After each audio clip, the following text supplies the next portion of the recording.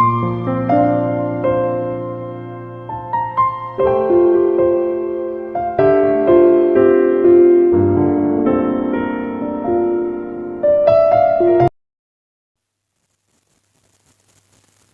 Ibu, saudara-saudari yang Tuhan Yesus kasihi, mari kita berdoa. Dalam nama Bapa dan Putra dan Roh Kudus. Amin. Allah Bapa yang Maha Kuasa dan Kekal, kami memuji dan membesarkan nama-Mu karena Engkau sangat baik bagi kami.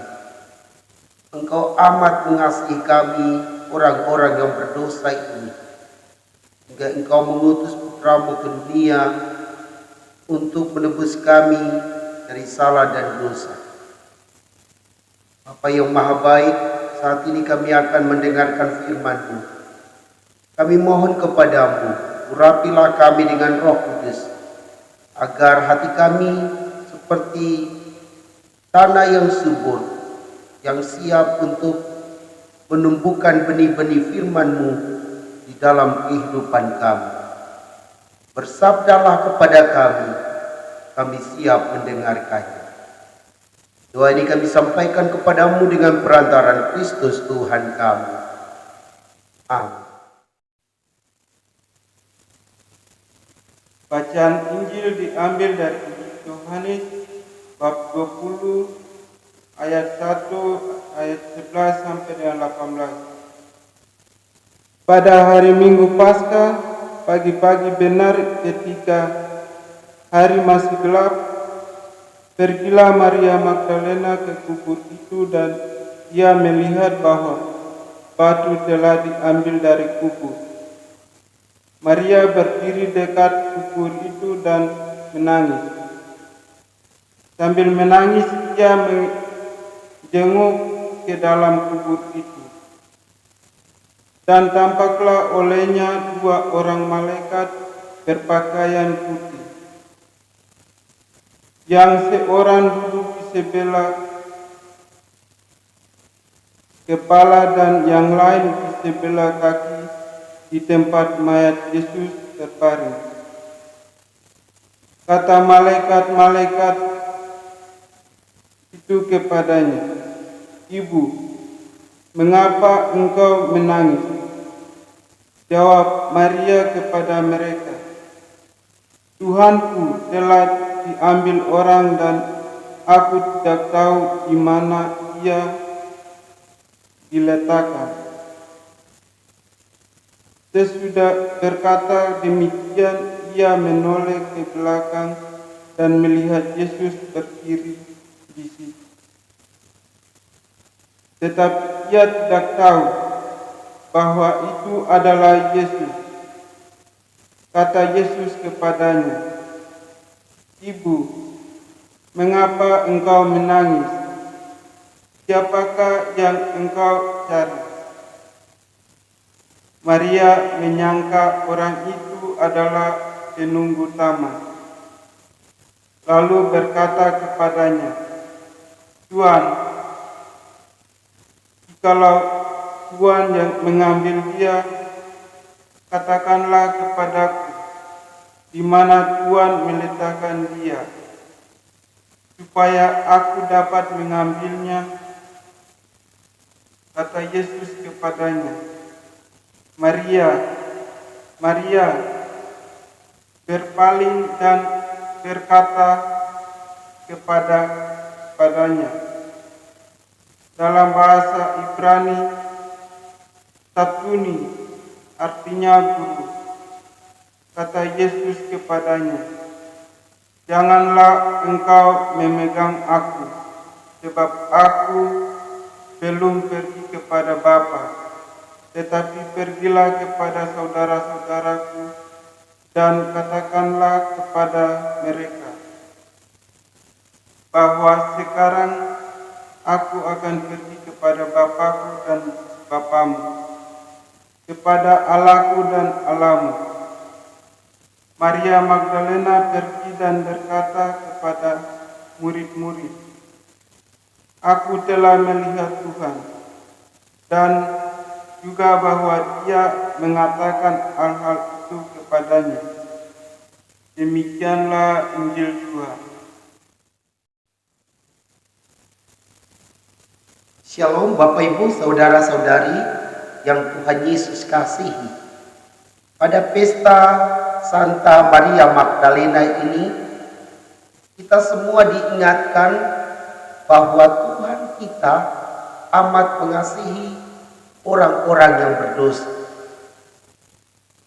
Buktinya Tuhan Yesus bergaul dengan Maria Magdalena yang dirasuki 7 roh jahat.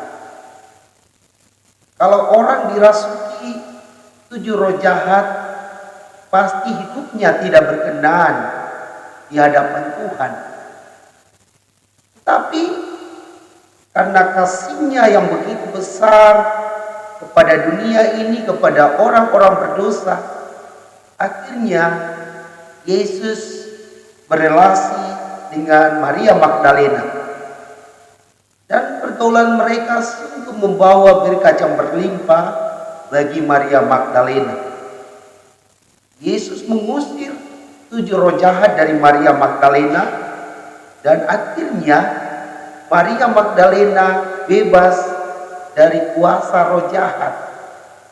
Roh jahat telah pergi keluar dari diri Maria Magdalena. Lalu Yesus mengurapinya dengan Roh Kudus. Roh Kudus berkarya di dalam diri Maria Magdalena, sehingga Maria Magdalena amat mengasihi Tuhan Yesus.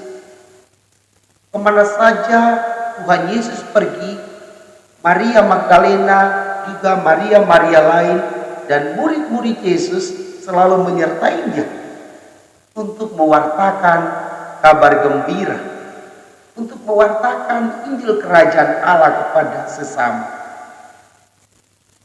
Bapak Ibu, Saudara dan Saudari yang Tuhan Yesus kasih, karena Maria Magdalena sudah merasakan kasih yang begitu besar dari Tuhan melalui Yesus, sehingga ketika Yesus telah wafat dan dikuburkan, Maria Magdalena pergi juga ke makam Yesus.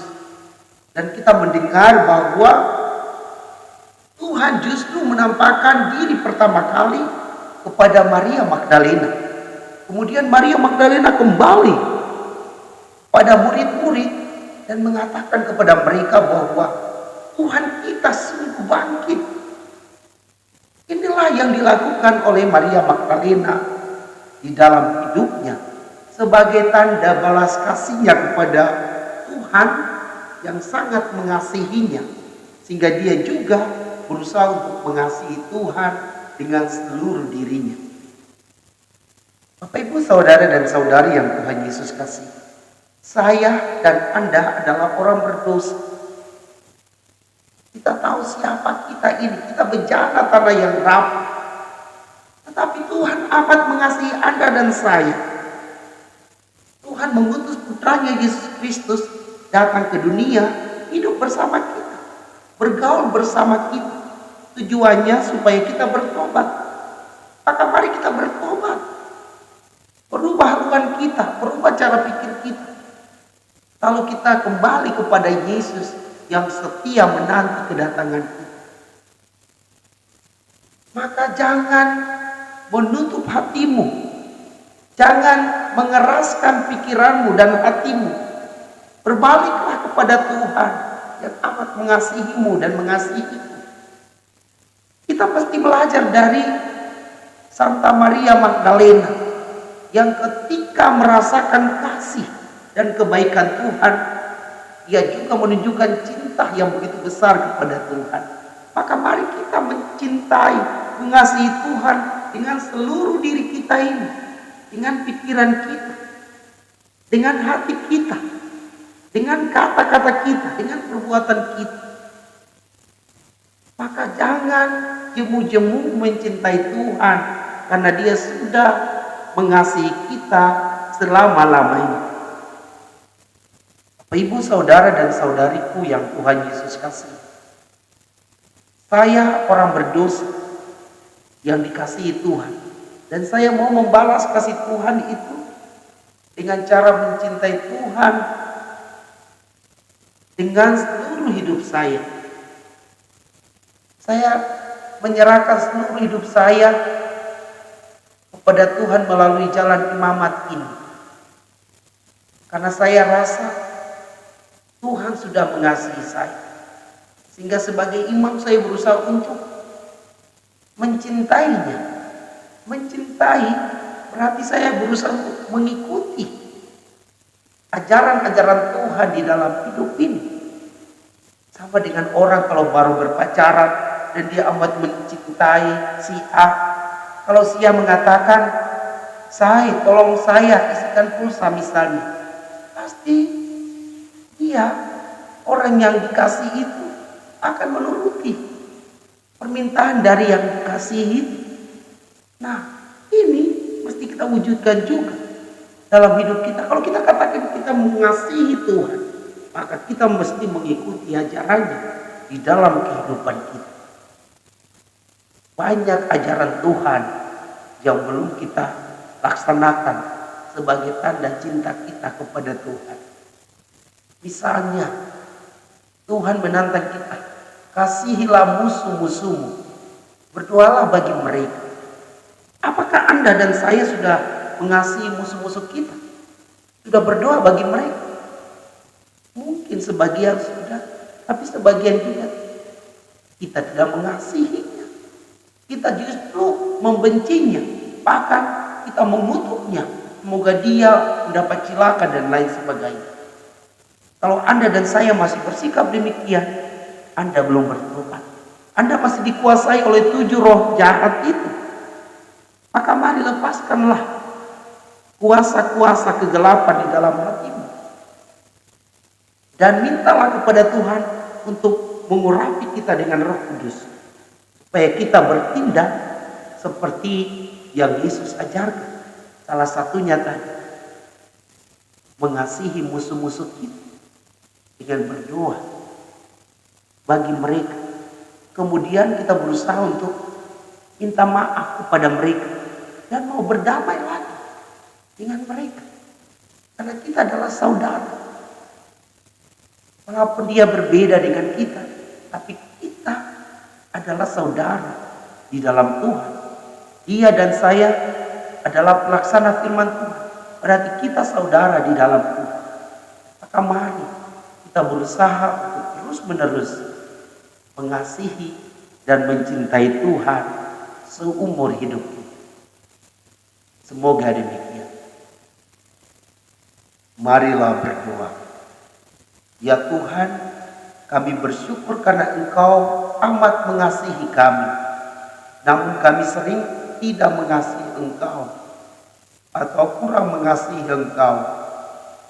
Maka tambahkanlah cintamu di dalam hati kami masing-masing, agar kami sungguh-sungguh mencintai Engkau seumur hidup kami.